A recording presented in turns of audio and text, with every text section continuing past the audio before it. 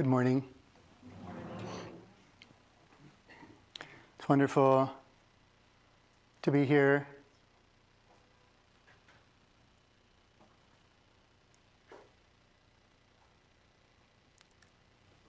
To be a human being, seeing light and hearing sound and having sensation, and having the feeling that there's other people nearby, warm, and seeing light and hearing sound and feeling sensation. And it's wonderful to be at San Francisco Zen Center. I've heard so much about this place. So, my name is Jiryu, and I'm the abbot over the bridge at Green Gulch Farm Zen Center, where we still have wires on our microphones. And I haven't been in this seat since the renovation, and the building looks really beautiful. Thank you for all your care. These tatami are almost too nice to walk on. Maybe we should just wall off the room, rope off the room, just peek in. So forgive me for scuffing these.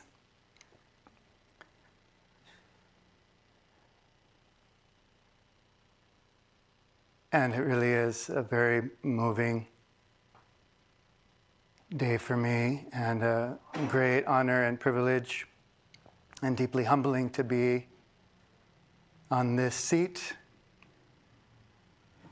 nearby at least, where our dear founder, Shunryu Suzuki Roshi, taught us this practice of zazen, of just sitting and being ourselves without knowing what that is. Upright and side by side, just sitting as ourself. And then his disciple, Sojin Mel Weitzman Roshi, who also an abbot here and sat around this seat now and then over his many years of teaching. Humbling also to be sitting where he sat and trying to express and keep alive that same Dharma, the same light of teaching that these great teachers taught. So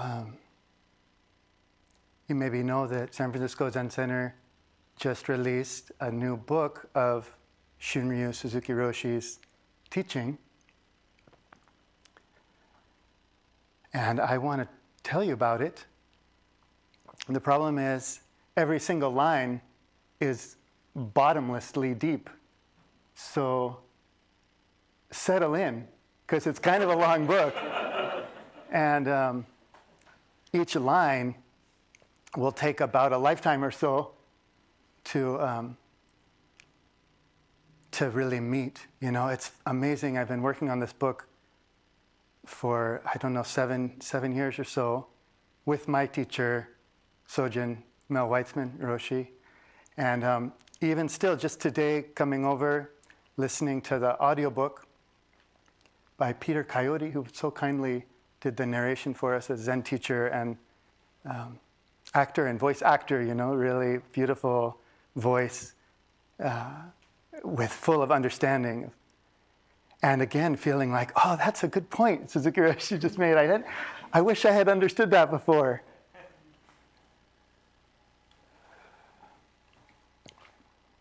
But I will try anyway not to say too much and really just to celebrate here together. I feel that's what the opportunity is of this morning, to celebrate Suzuki Roshi and celebrate this book.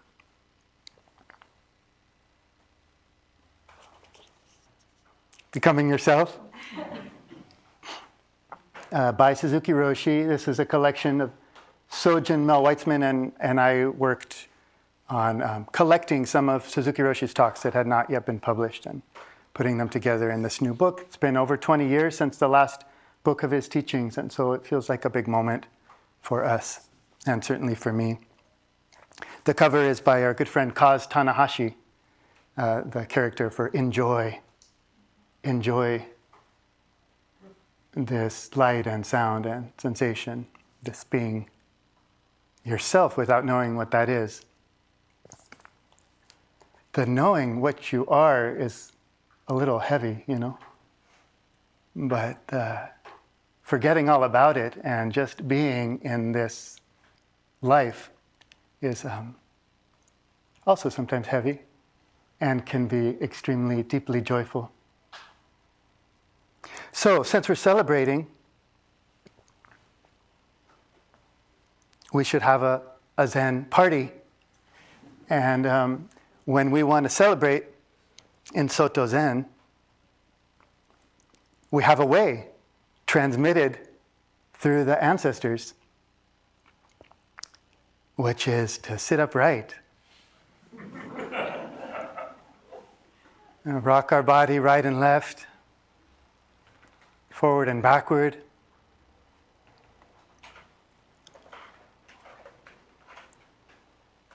Feel that lower belly center. Just a little bit of energy, a little bit of push into that lower belly center to ground your body, ground your breath. And growing this upright column from that grounded base.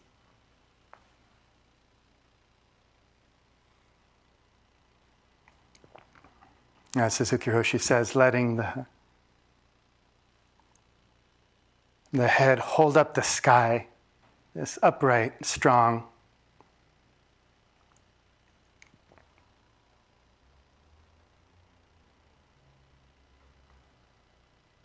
And feeling our breath flowing all the way out from this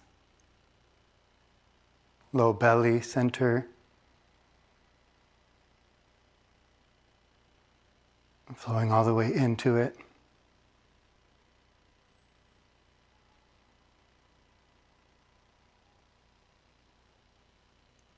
Letting our mind quiet down.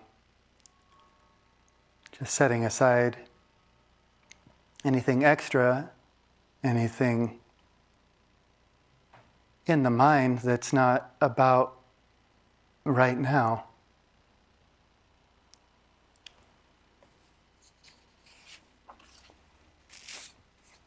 Suzuki Roshi says, these things in your mind, these thoughts, they're not garbage while you're using them. But if they don't have a use, you just let them go.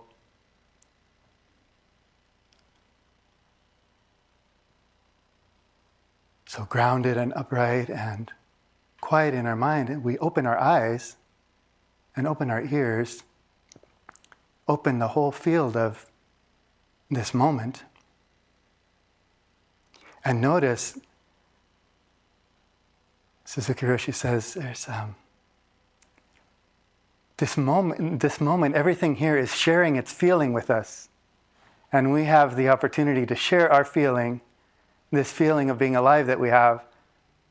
We share it with everything that's around us. So just sitting in this kind of intimacy where we're sharing the feeling of being alive and sharing in the feeling that everything in this field is offering to us. That's why we want to clear our mind. Because there's something calling, there's something asking to be met here. It's trying to share its feeling with us. Maybe you know what I mean.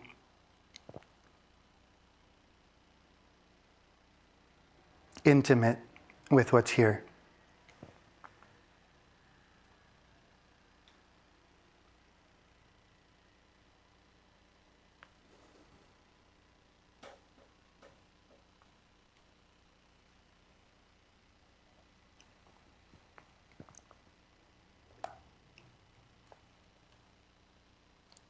One of the points that Suzuki Roshi makes about our sitting is that just sitting, being ourself, includes everything.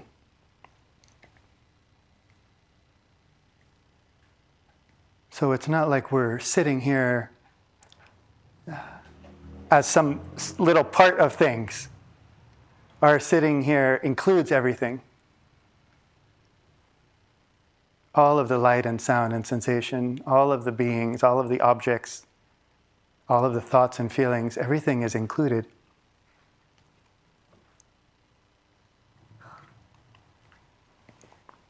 That's sort of his instruction on sitting.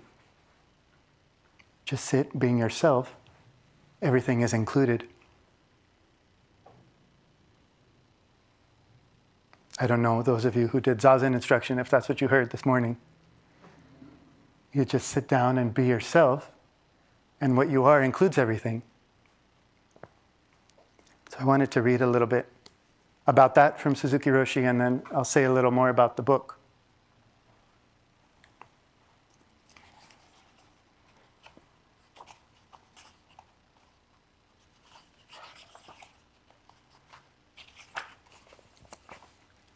Our way of sitting is for you to become yourself. Jiryu Roshi always says to settle oneself on oneself, to be yourself. When you become you yourself, at that moment, your practice includes everything. Whatever there is, it is a part of you. You practice with everyone in the future and in the past. That is our practice. But when you do not become yourself, it doesn't happen in that way.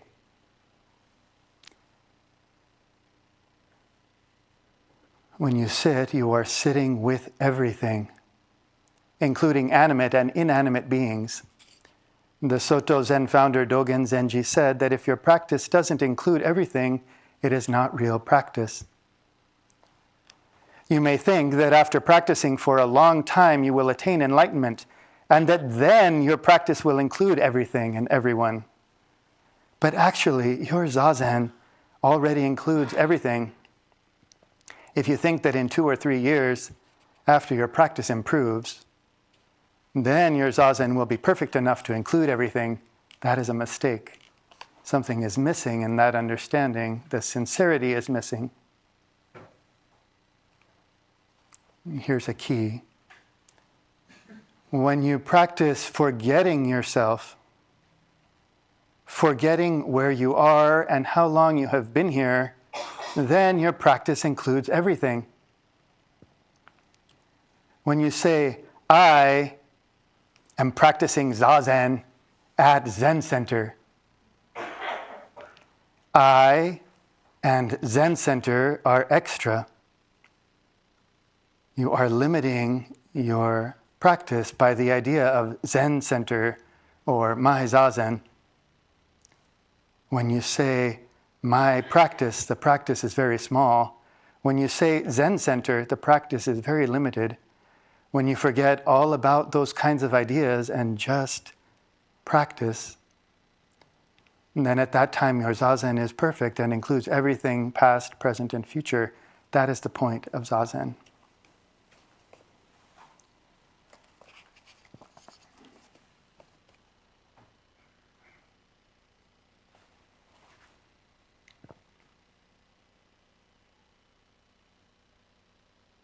It's not like a mystical truth. I think that's his point. Not like, oh, someday I will become one with everything. It's just open your eyes. This being alive is intimate with everything that's here.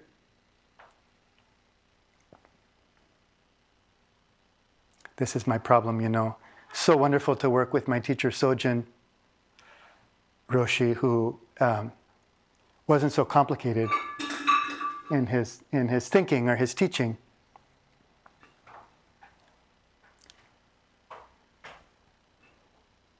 So I want to explain, you know, what including everything means. But Suzuki Roshi just says it, you know, and Sojin too. Just sit as yourself, including everything. So,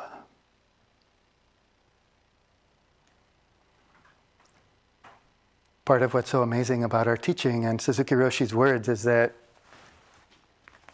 even though he was teaching in this very particular time, and I love this, working on this book, looking at the transcripts and listening to these old lectures by Suzuki Roshi, who's teaching in the 60s and 70s here in the Bay Area, and you just feel this, it's a beautiful moment in history, to feel, and the intimacy and the energy of this new community blossoming up around this great teacher. And I love that stuff, I love the kind of feeling of that reflecting on or feeling into that moment of history. But the point of Suzuki Roshi's teaching, it's like the lamp that he was caring for has nothing to do with 1960 or 1970 or 2025 or 1250 or 450 BCE. It's about human being. It's about being a human being. It's about noticing that we're alive and caring for that in the most direct and immediate way.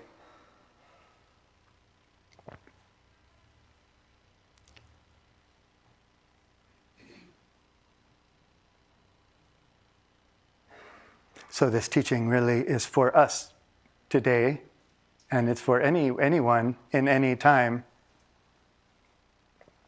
Our founder in Japan, Dogen Zenji, says, there are as many minds as there are persons. Each of us has a different mind, but we can all negotiate the way. We can all do this practice of just sitting, forgetting, and being our life.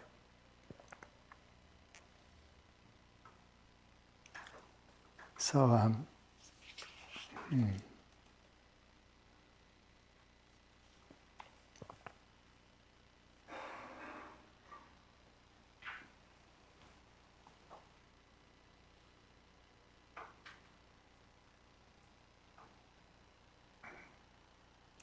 all very still and silent. Thank you.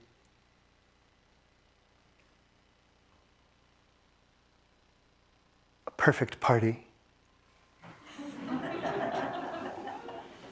We could throw confetti. The Zen scholar Richard Jaffe was recently visiting, and he's working on DT Suzuki, who Suzuki Roshi called the big Suzuki. Suzuki Roshi said, I'm the little Suzuki. And Dr. Jaffe shared with us this line from DT Suzuki about the Buddha at his awakening had an outburst of consciousness. That's so cool, an outburst of consciousness. So that's like throwing confetti at our party. We could have this outburst of consciousness. Maybe if you know what that means, I think maybe you can feel that what that means. This kind of like blossoming of, oh wait, I'm alive. This is so cool and strange. So we, throwing that confetti and feeling that confetti of these outbursts of consciousness. People walk by the building,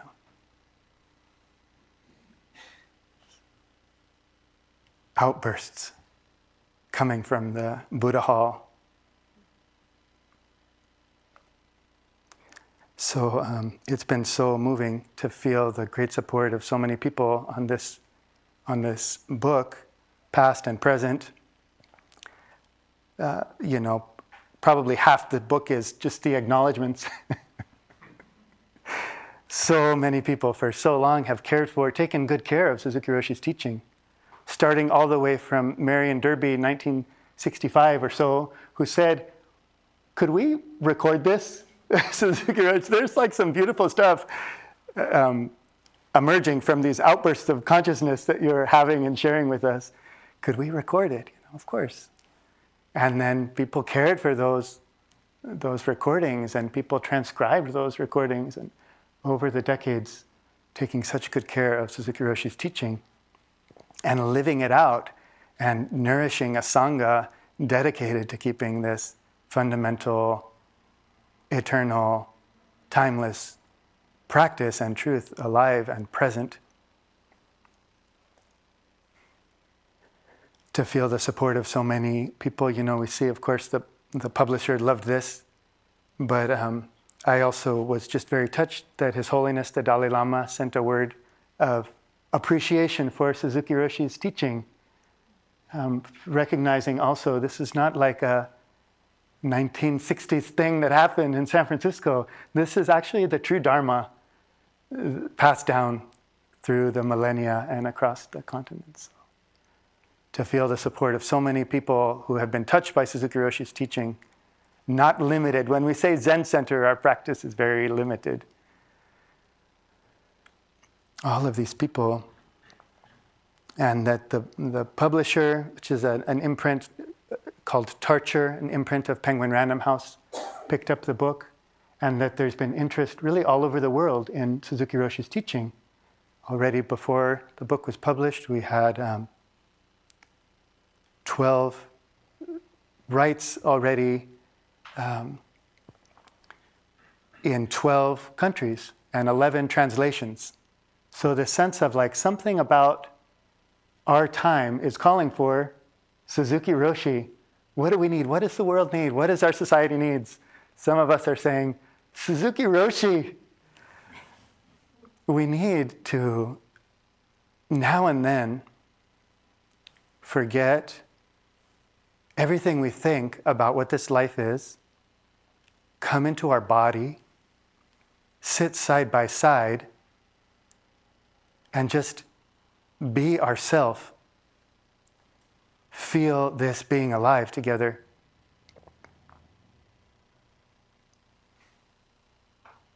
We need this kind of authentic being and this kind of intimacy.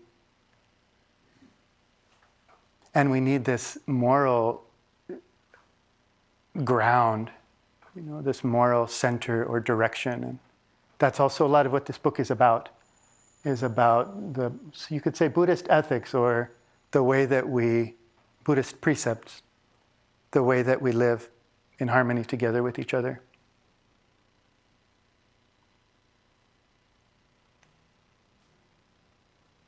Just because it's party, I'm going to share with you these different countries that will be reading this book. So there's a British edition, which I haven't yet seen, but it's published. I don't know. I guess they just add U's. Do they? I think maybe literally if they change the cover and then add some U's. So I don't know if that's a gig, if you could be like a full-time translator where you add the U's. So then South Korea and Spain, which has the worldwide Spanish rights. Italy, Germany, Hungary, Turkey, the Netherlands, Romania, France, and Poland, and of course for us very special, Japan. So Suzuki Roshi came from Japan, and he says in Becoming Yourself, there's a chapter where he says a little bit about his life and his path, and how his deep ambivalence for Zen and Buddhism, which is so wonderful. I think that's part of why he was such an inviting teacher in the United States, because he was very ambivalent about organized religion. It's like, yeah, these Buddhists. Saw something so bright and vital and true and like the deepest thing, the most beautiful thing for human life. And then all of this nonsense, that's like organized religion, right? So he said, he wanted to share this very traditional thing, even though he wasn't sure about it. So he says, I want to establish Buddhism here in a pure form. So just this feeling that Suzuki Roshi came from Japan with these teachings to give us, and then cultivated this way of codependently, arising teaching with the sangha that was here. People very open, beginner's mind. And then the way that teaching took shape is now of interest and inspiring to practitioners in Japan, just as their practice continues to inspire us. And that's been part of the opportunity of the book too, to stay close to the Suzuki family and have back and forth with them and to feel their support in this.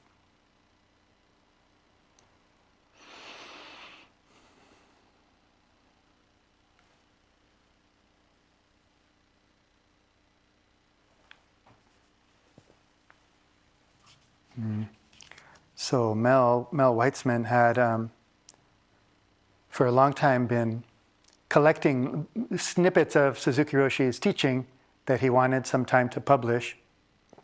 And then I think that he was having trouble sort of getting organized. A lot of great Zen teachers are not so organized, because it's like they just got here on the planet, that kind of freshness. So you say like, well, I sent you it's in the spreadsheet, I sent you the link yesterday, and they're just like, I just got here. There's light and sound, this is so amazing, I love you.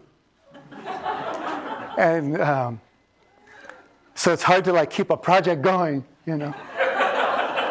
So then it's good to have administrators and people who are, good with spreadsheets. And in all humility, I'm decent with a spreadsheet. So Ed Sadazen, actually knowing that, said, Mel, if you really want this project to go, you should connect with Jiryu.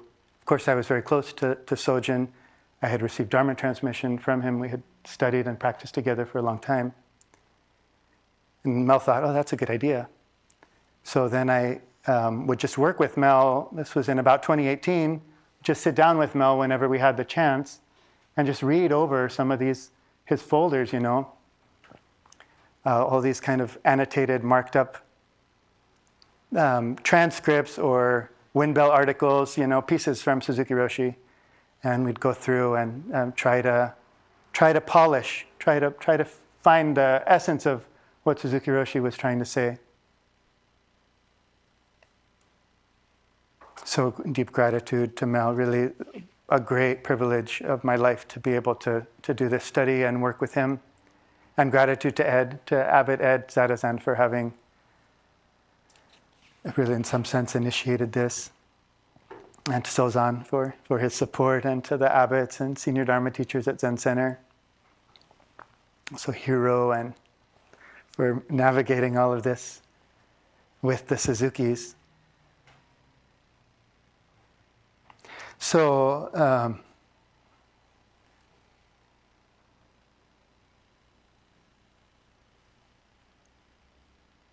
part of what is so, to me, I guess, magical and poignant about this new book of Suzuki Roshi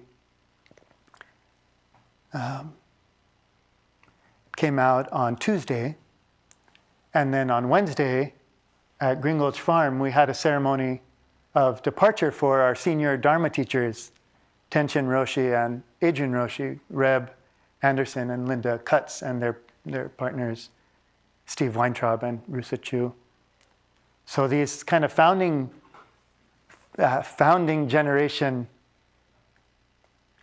practitioners of Suzuki Roshi's way, sort of leaving residence at Green Gulch, while this kind of new blossom of Suzuki Roshi's teaching is emerging. So we didn't plan that, This is just the magic of our interdependence, and a little overwhelming for me now. These pillars of the Green Gulch Sangha, 55 years. Linda Cutts was in the first group of five people going to sort of homestead at Green Gulch Farm in 1972. So to feel this kind of new growth as the old transforms. Okay. I think we have some back and forth later. Yeah? This is so one-sided.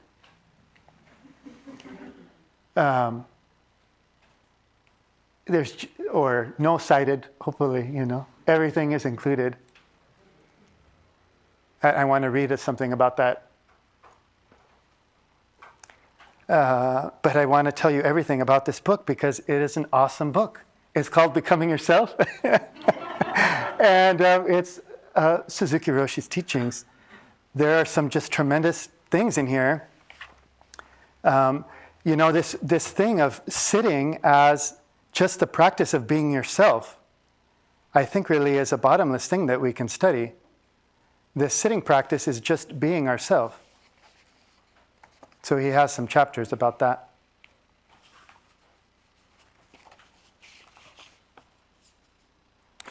He also, there's this kind of theme in the book, a couple of chapters on this topic of don't try to figure out who you are.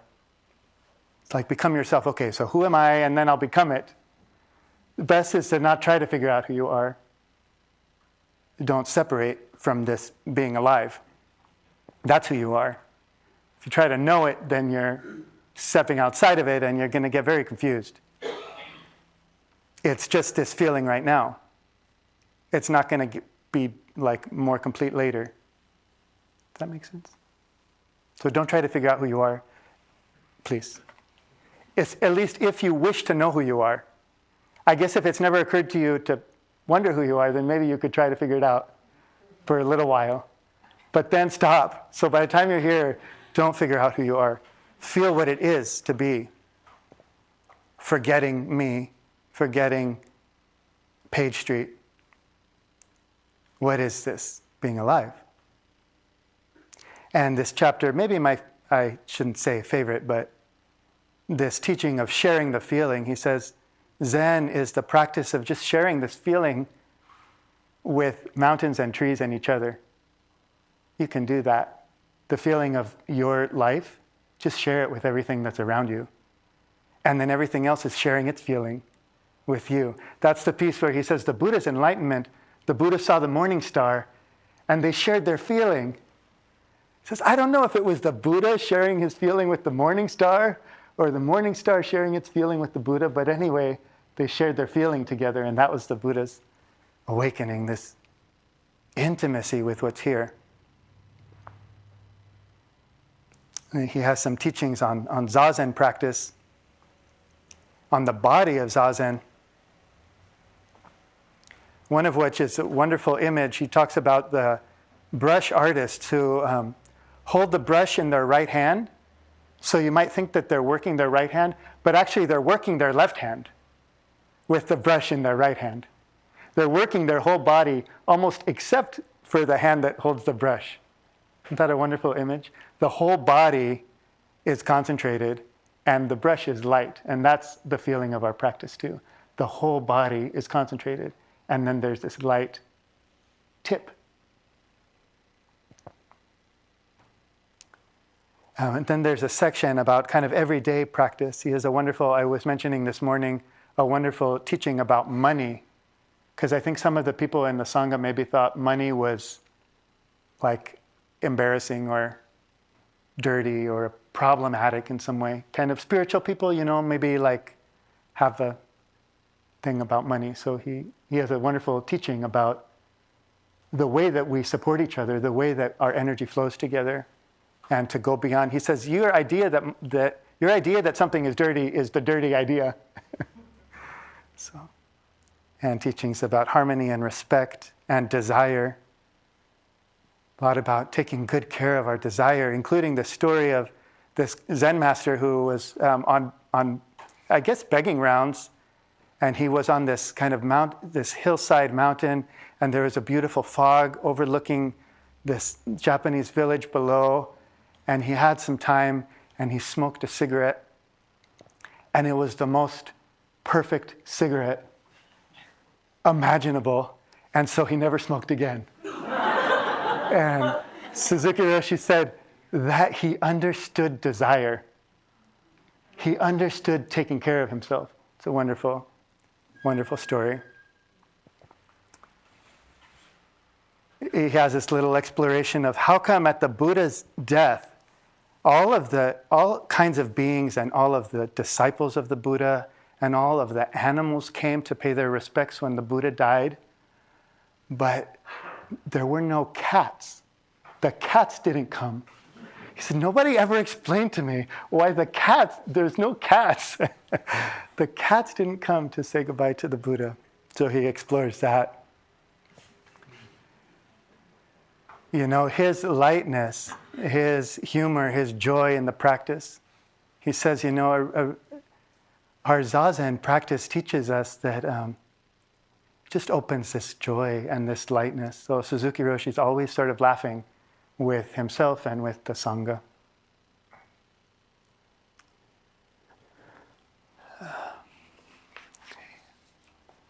The core, so I have 4 minutes now to say what I most want to say. So I'll slow down. This is a book about the Bodhisattva precepts, the 16 Bodhisattva precepts. In other words, how we actually live out our practice of Zazen. Our oneness with everything is not like a feeling that you have. First of all, it's just the reality of our life. Secondly, it's something to enact by how we take care of each other, by like not killing each other and not lying to each other and not exploiting each other and not praising ourselves at each other's expense and not talking about each other's faults, etc. So this teaching of the precepts is like really, as we become more serious and sincere in our practice, it becomes almost the most important thing. Not what kind of feeling am I having in Zazen, but how am I living out, enacting for all of us this oneness with life, that everything is included. So I thought that we could call this something like Suzuki Roshi's teachings on Bodhisattva precepts. And the editor says, nobody knows what that means. Also, you can't use the word precepts. Okay, it's a book about precepts, but we can't use the word precepts. So anyway, kind of prevailed there. Didn't make the title, but it still says precepts a lot. Sometimes we say ethical precepts or ethical principles. So for me, the resource here of Suzuki Roshi's special teaching on the precepts, Sojin Roshi felt that he really wanted practitioners to understand Suzuki Roshi's teaching on the precepts. And so that really became a focus of our work together. Where can we find in the archive teachings from Suzuki Roshi about the Bodhisattva precepts? There are some wonderful books, important books to study for us about the Bodhisattva precepts that tend to go one by one through the precepts, and we can kind of analyze each of the precepts, not killing, not lying, etc., as a kind of gateway or lens through which to study our life and see, am I practicing Zazen in all of these areas? But Suzuki Roshi says, you don't practice them one by one. They're all just this expression of Zazen. The precepts are what we already have. They're our own nature. They are innate. It's our natural loving heart. It's the way that we already include everything. So Mel really wanted people to understand that, and he wanted me to understand that. And I think Suzuki Roshi did too. So I really can say a lot about that. And maybe I'm speaking also tomorrow at Green Gulch. And that also will be online. Hello to my online friends.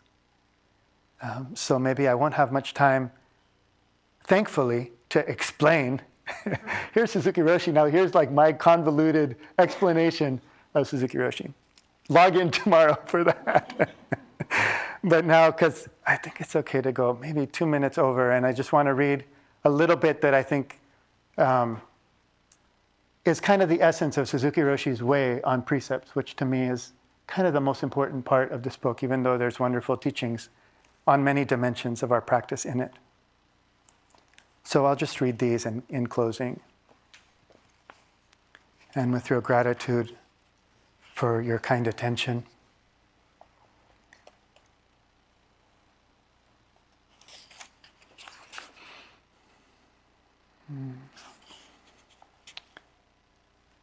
I don't intend to explain the Zen precepts or ethical principles in a traditional way, but in a way that helps you to understand that the precepts are something everyone has as their own nature. They are not something that was decided by Buddha.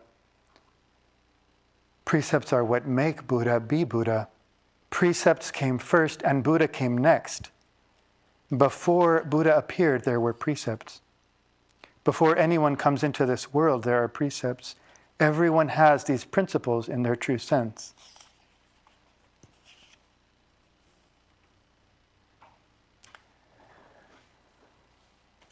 instead of putting emphasis on individual precepts one by one, we put more emphasis on our original human nature or Buddha nature. Our intention in transmitting precepts is to reveal what our original human nature is, beyond our various ways of life and interpretations, and to understand how each precept is related to this original nature. Then he tells a story, which I won't read in full, about one of his teachers as a young boy who was tasked with getting some tofu from the store for lunch and is running late. You know, the temple bell is already going. Lunch is going to happen. And so he runs to this tofu store, gets the tofu, runs back, realizes he doesn't have his hat, runs back to the store, yells at the shopkeeper, "Give me my hat, my hat." And the shopkeeper is perplexed and says, "Your hat is on your head." You know, this moment that we all kind of have. Where are my glasses? Where are my glasses? I gotta go give Dharma talk. Where's my glasses? So the hat is on our head. So he goes into the precepts. How do I live a good life? It's on your head. It's in your belly. It is what you already are. Don't look outside for some moral code that's going to tell me how to live. Connect with this innate loving nature that includes everyone. The hat is already on your head. This one is bottomless. Okay, one more, and then I'll close. This is about the practice of not separating or thinking that anything, the way that we live in harmony with each other is by understanding that we actually are in this life together, that nothing is separate from it. So for real, I'll close with this. When my English wasn't good enough to read Alan Watts's book on Zen, he expressed its point to me like this: when a stone is completely a stone, that is a real stone. That is how he put our Zen into words. When a stone is completely a stone, that is, when a stone is completely a stone through and through, that is really a stone. Not only is it really a stone, but when it is really a stone, it includes everything. When the stone is really a stone, it cannot be picked up by anyone. When it is not a stone, someone may pick it up. But when it is really a stone, no one can. No one can do anything with it. When a stone is really a stone, even if you think you are picking it up, you cannot. It is part of the universe, and you cannot pick up the whole universe. To pick up that stone or to pick up the whole universe, you would be outside of the universe. You would be a ghost. Nothing exists outside of the universe. All that exists is within the universe. To think that you can pick up a stone is a big delusion. The way to receive the precepts is to understand this point and sit zazen. That is the only way to observe perfect precepts. There is no other way to observe the precepts. We are not interested in explaining the 250 or more precepts because the point is not to observe those precepts one by one, one after another.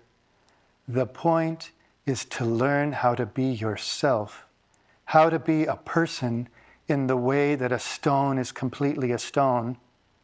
When you are just a person, you will have the complete precepts. Even if you keep all of the many written precepts, you may not be completely a person. The best way to observe precepts is just to be you yourself, and then the precepts are always with you. In short, to be yourself is the purpose of our practice and is the way to keep the Buddha's precepts.